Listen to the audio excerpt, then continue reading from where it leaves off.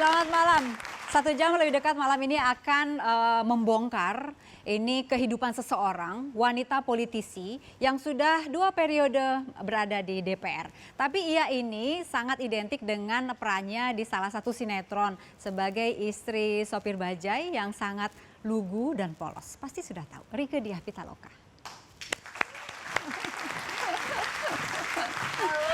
Alhamdulillahirobbil alamin. Biasanya ditulisnya kan atau disebutnya Rieke Oneng Diah Pitaloka, ya nggak?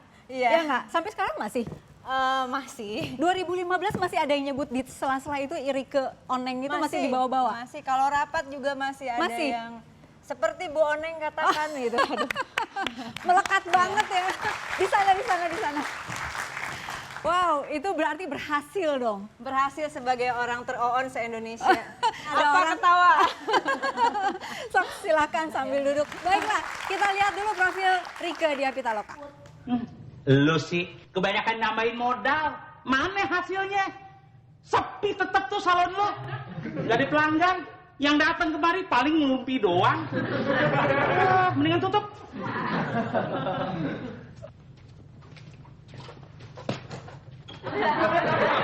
Masya Allah, Oneng.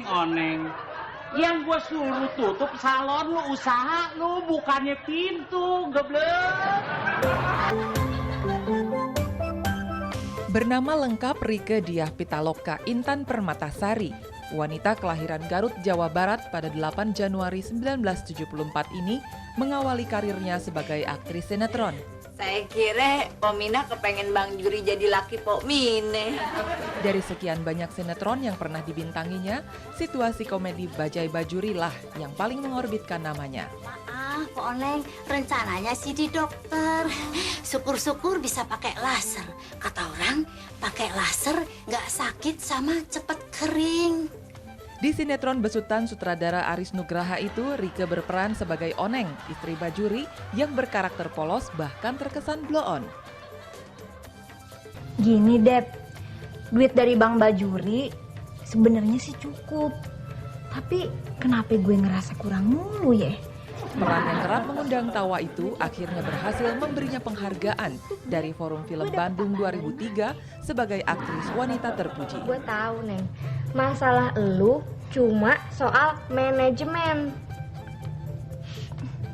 Bukan masalah gituan. Masalah gue masalah duit.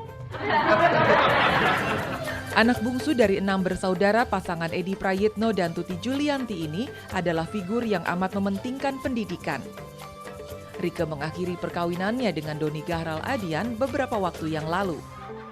Dalam menjalani periode keduanya di DPR RI, Rieke pun harus menjadi orang tua tunggal bagi ketiga putranya. Soal Bajai, Bajuri disimpan dulu ya. Soal Oneng disimpan dulu. Ini sebetulnya saya ingin ngobrol dengan seorang politisi. Berat nggak sih? Berat lah. Menyandang dari gelar istri itu. supir bajai jadi politisi masih berat banget. Ada banyak artikel. Kita lihat dulu yang pertama. Ini Mari kita deg-degan baca mau ya. ditanya apa? Santai aja. Rieke Diah Pitaloka _2. Saya minta maaf dulu ajak coblos Pak Jokowi. Pernah mengatakan ini? Iya. Kenapa? Saya minta, karena pada waktu itu konteksnya itu menjelang May Day. Ada wacana pemerintah akan menaikkan upah pekerja, apapun profesinya ya, bukan hanya buruh pabrik, tapi apapun profesinya, upah itu hanya boleh naik 5 tahun sekali. Dan dalam konteks ini saya yang waktu itu kebetulan dipercaya sebagai semacam ketua penggalangan buruh dalam dan luar negeri, tentu saja saya minta maaf kalau hal ini betul-betul dijalankan oleh pemerintah. Saya menyesal betul kalau kemudian memang persoalan ini menjadi kenyataan. Gitu. Jadi kita memang sebetulnya sudah ada kesepakatan, sudah ditandatangani oleh Pak Jokowi, disebut dengan Piagam Perjuangan Marsinah, di mana di situ ada 3 layak juga. May Day tahun kemarin itu kita suarakan bersama, 3 layak bagi rakyat pekerja, kerja layak, upah layak, dan hidup layak. Jadi dalam konteks ini saya, kalau memang kemudian yang terjadi adalah kehidupan yang tidak layak bagi pekerja, tentu saja saya harus minta maaf kepada rakyat yang waktu Sekarang itu nih, paling posisi tidak ini- yang terpengaruh oleh kampanye saya. Haruskah permintaan maaf ini hanya dilontarkan oleh Rieke saja atau semua mereka yang mengajak hal yang sama seperti Rieke tahun lalu? Saya tidak melihat bahwa ini harus menjadi keharusan setiap orang. Saya mengerti setiap orang punya pandangan sendiri dalam politik ya, setiap orang punya kepentingan sendiri. Oke. Tetapi sebetulnya saya masih berharap, ini perbincangan saya dengan Pak Jokowi sebelum menjadi presiden. Oke, kita berjuang bersama, jangan ada kepentingan di antara kita. Yang mengatakan itu Pak adalah Jokowi, ya. Dan kalaupun ada kepentingan, satu-satunya kepentingan yang harus kita perjuangkan habis-habisan adalah kepentingan rakyat. Saya berharap sahabat saya masih memegang ucapannya dan kita memang berkomitmen, beliau berjuang di eksekutif, saya berjuang di legislatif. dan sampai sejauh ini masih komit dengan ucapan beliau atau tidak menurut Anda? Kita bisa melihat dari kinerja yang ada sekarang. Menurut Rieke? Saya belum bisa mengatakan tidak komit 100%. Tapi Karena ada. tentu saja bahwa tidak boleh anti kritik. Ya. Kekuasaan politik itu saya yakin hanya melahirkan 3 hal. Ya, kawan, lawan, dan penjilat.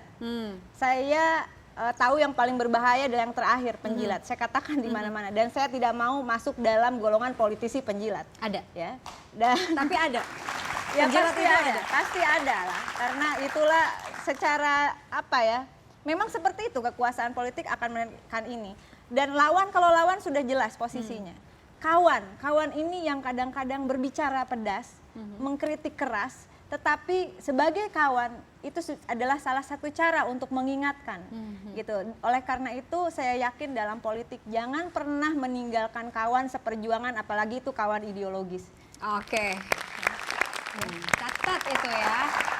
Banyak orang OON yang berlagak pintar, tapi hanya orang pintar yang bisa memerankan karakter OON. Salam, Yeah. salam.